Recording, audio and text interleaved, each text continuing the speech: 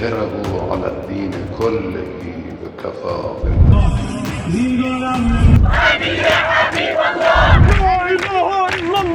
नमस्कार, आदाब, सत श्री अकाल, जय भीम, जोहार। मेरा नाम है नवीन कुमार।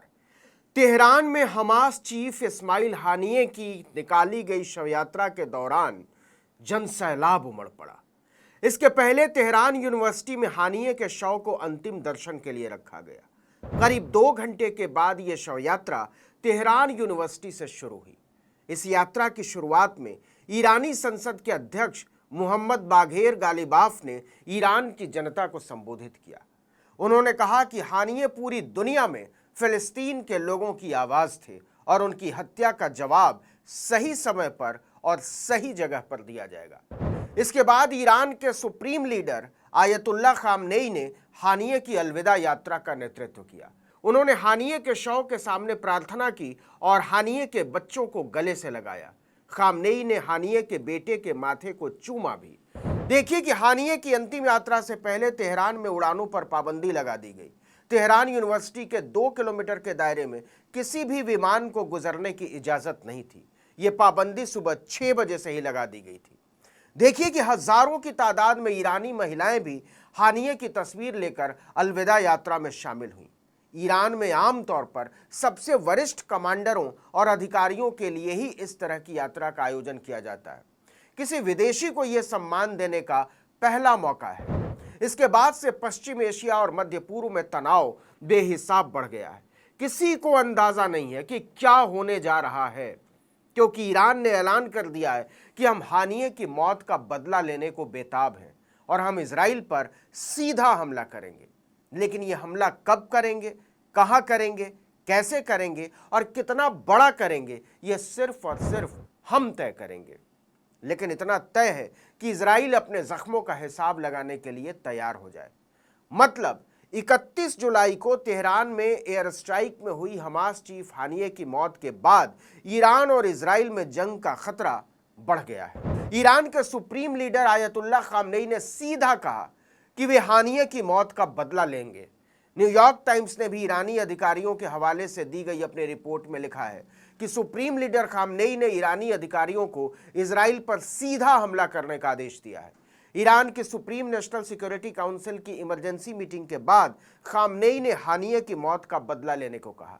खामनेई ने सैन्य कमांडरों को निर्देश दिया है कि वे युद्ध की स्थिति में हमले और बचाव दोनों की योजना तैयार करें। ईरान की चिंताएं इसलिए भी बढ़ी हैं कि उसे अपने बड़े नेताओं की जान का खतरा सता रहा है, क्योंकि इजराइल अगर ईरान में गाइडेड अटैक में इस्माइल हानिये को मार सकता है तो किसी को भी मार सकता है। इसलिए इजराइल पर हमले की भूमिका बनाते हुए ईरान ने संयुक्त राष्ट्र में उसकी मौत के लिए सीधे अमेरिका को दोषी ठहराया। उसने दावा किया कि अमेरिकी मंजूरी और खुफिया मदद के बिना यह मुमकिन हो ही नहीं सकता था। अमेरिका लगातार इस मामले में फूंक फूंक कर कदम रख रहा है। एक दिन पहले ही उसने सफाई देते हुए कहा था कि हानिये की मौत में वो शामिल नहीं है और ना ही इसके बारे में उसे कोई जानकारी थी।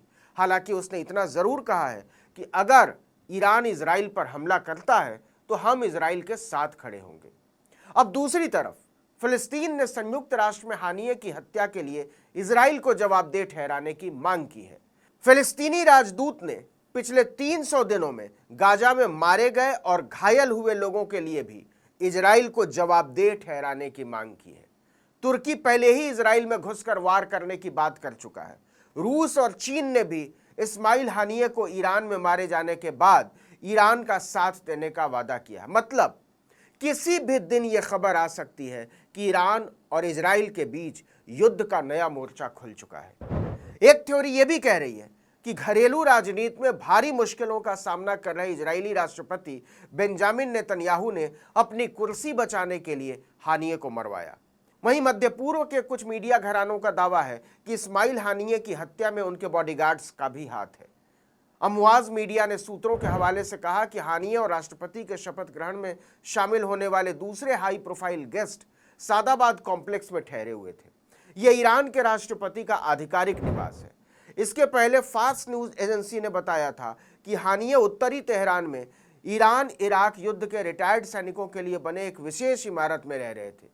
जिस वक्त हमला हुआ उस वक्त इस्लामिक जिहाद के महासचिव जियाद अल नखला और उनके साथ आया प्रतिनिधिमंडल इमारत की दूसरी मंजिल पर था, उसी इमारत की, लेकिन उनमें से किसी को भी खरोंच तक नहीं आई। देखिए, पश्चिमी मीडिया के मुताबिक हानिये को मारने में 2 एजेंसियों का हाथ है।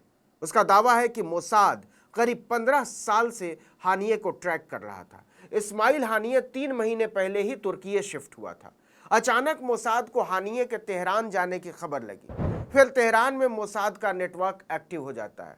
डबल एजेंट्स की मदद से CIA ने हानिये की लोकेशन मोसाद को भेजी और सही लोकेशन मिलते ही रात के 2 बजे गाइडेड मिसाइल से हमला कर दिया जाता है। ये जगह ईरान के राष्ट्रपति के आधिकारिक निवास से केवल 150 मीटर की दूरी पर है। इतने हाई सिक्योरिटी जोन में मिसाइल हमला होने से ईरान बौखला उठा है। इजराइल इसके बाद से इस कदर डरा हुआ है कि उसने 24 घंटे के लिए अपने एयर स्पेस को बंद कर दिया। हमास की तरफ से हमले की आशंकाओं की वजह से उसने ऐसा किया। वहीं इजराइल के राष्ट्रपति बेंजामिन नेतन्याहू ने 31 जुलाई की देर शाम राष्ट्र के नाम संबोधन में चेतावनी दी है कि आने वाले दिन इजराइल के लिए मुश्किल भरे होने वाले हैं। उन्होंने कहा कि बेरूत में हमले के बाद से हर तरफ से धमकियां मिल रही हैं, लेकिन हम हर स्थिति का सामना करने के लिए तैयार हैं। उन्होंने कहा कि जो भी इजराइल पर हमला करेगा उसे इसकी भारी कीमत चुकानी पड़ेगी। मतलब हड़कंप तो मचा हुआ है, क्योंकि रूस और तुर्की ने भी इजराइल के खिलाफ मोर्चा खोल दिया है। इस बीच हानिये के बेटे अब्दुल सलाम हानिये का भी बयान सामने आ गया है। उन्होंने कहा कि हम क्रांति की जंग लड़ रहे हैं। मेरे पिता की इच्छा पूरी हुई। मेरे पिता की हत्या से विरोध और तेज होगा। इजराइल को इसकी कीमत चुकानी ही होगी। हानिये की हत्या पर ईरान के विदेश मंत्रालय ने कहा कि उनकी मौत बेकार नहीं जाएगी। हानिये के खून के हर कतरे का हिसाब होगा। देखिए कि इस हमले के बाद इजराइल ने चुप्पी साध रखी है। उसने हत्या में अपनी भागीदारी को न तो स्वीकार किया है और न ही इससे इनकार किया है। यही अमेरिका कर रहा है। आपको पता ही होगा कि इजराइल और फिलिस्तीन के बीच पिछले साल से ही गाजा पट्टी में भीषण लड़ाई जारी है। इस युद्ध में अब तक करीब 40,000 से ज़्यादा फिलिस्तीनी अपनी जान गंवा चुके हैं। ऐसे में अगर ईरान ने इजराइल के खिलाफ सीधी जंग छेड़ दी तो अमेरिका को कई मोर्चों पर एक साथ लड़ना पड़ जाएगा। और अमेरिका बोले कुछ भी, धमकी चाहे जितनी दे, लेकिन सच यही है कि अमेरिका एक नए युद्ध का बोझ उठाने को तैयार नहीं है। इस वीडियो में इतना ही, लेकिन अगर आपने आर्टिकल 19 इंडिया को अब तक सब्सक्राइब नहीं किया तो फौरन कर लीजिए। बेल आइकॉन दबाइए, घंटी जैसी आकृति, लाइक कीजिए और कमेंट करके बताइए हमारा वीडियो आपको कैसा लगा। हमारा ट्विटर हैंडल है article19_India और मेरा ट्विटर हैंडल नवीन जर्नलिस्ट। नमस्कार।